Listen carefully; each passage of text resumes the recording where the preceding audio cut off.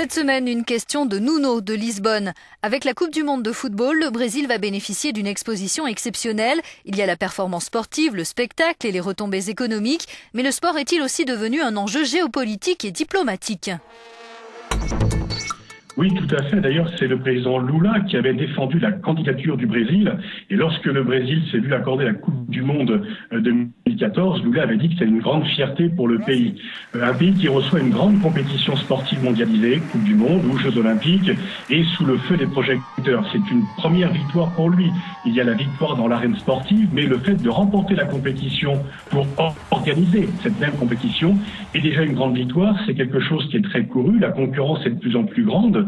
Le temps où seul l'Amérique du Sud et l'Europe pouvaient organiser la Coupe du Monde est terminé. Maintenant, elle a été organisée en Afrique, elle a été organisée en Asie, aux États-Unis, elle le sera bientôt en Russie, puis dans le monde musulman.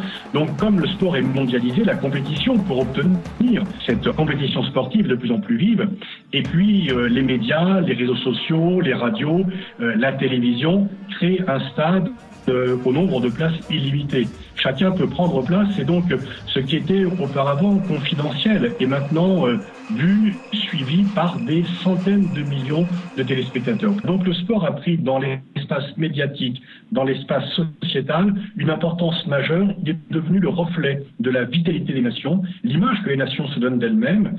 Et dans une période de globalisation où on dit que cette globalisation vient effacer les frontières et vient également effacer les identités nationales, le sport les recrée. Tous les Français vont se réunir derrière leur équipe, mais tous les Belges, pourtant ils sont très divisés entre flamands et wallons, et dans chaque nation, qu'il s'agisse de vieilles États-nations ou de jeunes nations, tout le monde se réunit derrière le porte-drapeau que sont l'équipe nationale de football.